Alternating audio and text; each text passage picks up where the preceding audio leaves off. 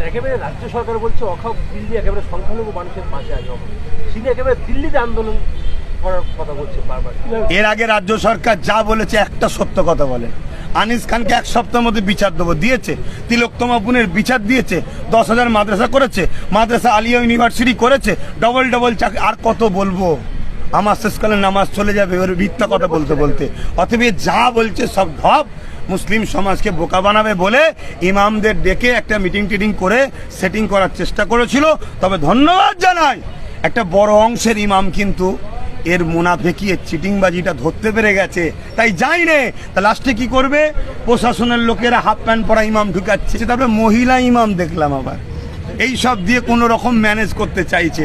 কিন্তু দুঃখ, এ কথা যখন বলেছিল আশেপাশে অনেক তো মুসলমানদের নেতা ছিল, একটা কেউ বললো না যে পরক্ষণ মাইগলে যে আপনার জন্য বাংলায় লড়লাম, আপনি বলেছিলেন কলকাতার রেড রোডে পুরো দেশের মুসলমান বিপদে পড়লে আমি সাথে আছি, দেশের মুসলমান ছাড়েন, বাংলার মুসলমানের একটু সাথ দেন না, কিচ্ছু করতে হবে না, শুধু বলুন আমি তো বিজেপির দুশ্মন, উনি তো বলে বিজেপির দুশ্মন, তোরা বিজেপির বিরুদ্ধে বল, আমি যা ওয়াকাফ ঝেড়েছি এটা বলিস নি, এখন পরে বলবি, এখন তাহলে মিটে যেত।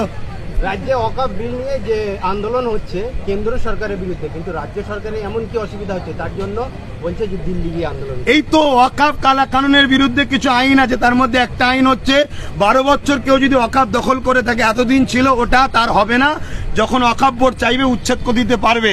কিন্তু কেন্দ্র সরকার মুসলিম দরদিন নামে যে মুসলমানদের শেষ করতে চাইছে, তাতে লিখেছে ওই আইনের মধ্যে 12 বছর কেউ থাকলে সেটা তার হয়ে যাবে।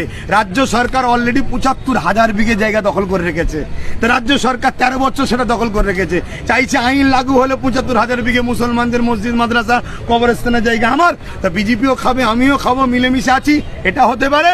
আর না হয় তিনার ভাইপোর জেল বাঁচাবার জন্য বিজেপি সাথ দিচ্ছে, হয়তো ওপর থেকে বলেছে আমার আইনটা যেন বাংলায় লাগু হয়, আন্দোলন না করতে পারে, যদি তুই না রুকিস তাহলে পাঠাবো সিবিআই, সেটা উনি আরো ভালো বলতে পারবে যে আপনার এত কষ্ট হচ্ছে কেন। বাংলায় একটা ওয়াকফ নিয়ে বিশাল আন্দোলন হচ্ছিল, তারপরে মুখ্যমন্ত্রী মমতা বন্দ্যোপাধ্যায় বলল যে ওয়াকফ নিয়ে বেশি গুলোগুলি করলে আমার থেকে খারাপ কেউ হবে না, তারপরে আমরা দেখলাম যে আন্দোলনের জাহাজ অনেকটাই কমে গেল। এর সঙ্গে আমি একটু যুক্ত করবো ভাইজান, যে উনি কি তাহলে ভাবছেন যে মুসলিম ভোট তো আমার আছে, এবার কি সংখ্যাগুরুর দিকে উনি যেতে চাইছেন? দেখুন ওনার কি ভোট পলিসি আছে উনি জানেন, আমি এতটুকু জানি উনি আলেম উলামাদের মধ্যে এক অংশকে উনি খরিদ করে মনে করেছে এদের আমি কি বলি, ভাষায় বলি, হয়তো আল্লাহ ও রসুলের থেকে বড় কিছু হয়ে গেছে। উনি জানে না যে 34 বছরে বাম শুধু একটা কথা বলেছিল মাদ্রাসায় জঙ্গি হয়, রাতারাতি ফিনিশ করে দিয়েছে, উনি জানে না। আমরা মুসলমান হয়তো রাজনীতিতে আসিনি, এটা আমাদের পূর্বপুরুষদের হয়তো একটা কিছু অংশ, হয়তো কিছু মিস্টেক বলবো না, কিছু চিন্তাধারা ছিল, তা বলে এটা নয় যে কারো পিছনে ঘুরবো সে আমার ধর্মকে মিটাতে যাইবে আর তার দলদাস হয়ে থাকবো, এরকম আলেম উলামা মনে হয় পশ্চিমবাংলায় এখনো হয়নি। ইনশাল্লাহ জবাব দেবে আগামী দিন। আর এটা কি কথা বললেন যেন আপনি? হ্যাঁ, গুলোগুলি করলে প্রকাশ্য দুশ্মনের কথা বললো।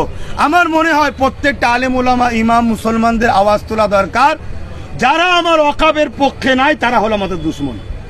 তাদের রাজ্য সরকার যদি মনে করে ওয়াকফের পক্ষে থাকবো না তাহলে দুশ্মন, আর যদি বলে থাকবো আন্দোলন করতে দেবো না, এটা হলো সম্পূর্ণ ভণ্ডমি করছে, নাটক করছে। আন্দোলনই একমাত্র পন্থা, সংবিধান বলছে কোনো অন্যায়কে রুকার। সৈন্য পোশাক পরে কিন্তু চলে এসেছে এই অপারেশন সিঁদুরকে কেন্দ্র করে। এই বিষয়টা হওয়ার পরে দিনের যেমন সত্য, দিন যেমন বোঝা যাচ্ছে দিন এটা রাত, দিনের মতো সত্য অনেকেই বলছে বিহারের ভোটের জন্যই এই পায়েলগাঁওয়ের হামলাটা, বিহার ভোটই মাত্র ইস্যু, এটা অনেকেই বলছে। ভোট মিটে যাবার পর এই ইস্যু দেখবেন সব ঠান্ডা হয়ে যাবে, এই ঠান্ডা ঘরে চলে যাবে। যেমন বলো আমালে কেউ আর আলোচনা করে, কেউ মনে রেখেছে 40 জন ভারতীয় সেনাকে, এই যখন সেনাদের সঙ্গে আমরা এই দুর্ব্যবহার করব, আজকেই শুনেছেন একজন সেনার বড় অধিকারী পাকিস্তানের সঙ্গে জোর সাহস। আমার দেশের সেনারা তারা অবশ্যই বীর, তারা বীর, কিন্তু তাদেরকেও কোনো এক জায়গায় মেন্টালি টর্চার করা হচ্ছে দেশের বিরুদ্ধে, এই জন্য 1-2 চলে যাচ্ছে, তার প্রমাণ দেখতে পাচ্ছি। অতএব এদের মূল টার্গেট আমার দেশটাকে ধ্বংস করে দেওয়া, যেটা পাকিস্তান চাইছে। এখন অনেক গুপ্তচর বেরোচ্ছে ভারত থেকে এবং তাদের অনেকেই সারপ্রাইজিংলি আমি যদি বলি তাহলে তারা কিন্তু মুসলিম নয়, অন্য ধর্মের, অন্য এর যদিও ধর্ম কারো হয় না যারা সন্ত্রাসবাদী হয়, কিন্তু তাদেরকে নিয়ে কিন্তু মেইন স্ট্রিম মিডিয়া থেকে শুরু করে সরকার থেকে শুরু করে তারা কিন্তু চুপ, কি বলছেন না? আপনি যে বললেন সন্ত্রাসদের ধর্ম হয় না, এটা অন্য সব ধর্মের ক্ষেত্রে হয়। শুধুমাত্র মুসলমান যদি হয় তাহলে সন্ত্রাসদের ধর্ম হলো ইসলাম।